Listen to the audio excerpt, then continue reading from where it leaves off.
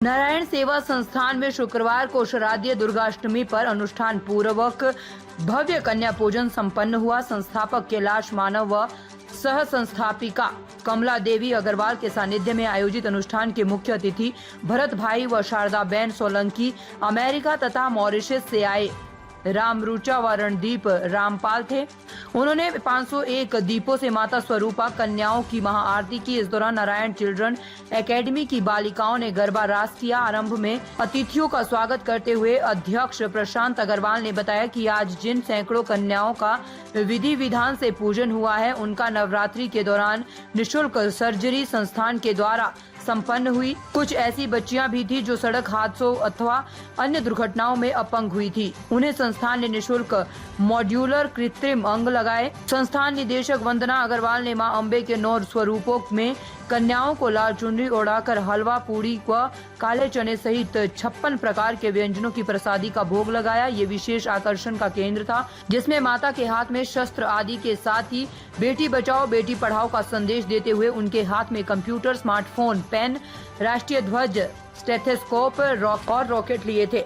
ये कन्याएं 5 से 11 आयु वर्ग की थी। लाभान्वित कलकत्ता की ज्यो चक्रवर्ती, नई दिल्ली की राधिका, झारखंड की रुचि, डूंगरपुर की जहानवी और नागौर की भावना ने अपने अंग खोने की आप बीती का जब वर्णन किया, तब आयोजन में मौजूद लोगों की आंखें नम हो गई।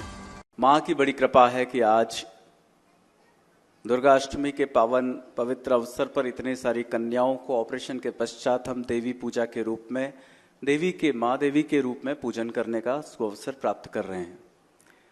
भारत ही नहीं, भारत के बाहर से भी कई हमारी छोटी छोटी प्यारी सी बिटिया ऑपरेशन के लिए अपने माता पिता के साथ पधारी हैं।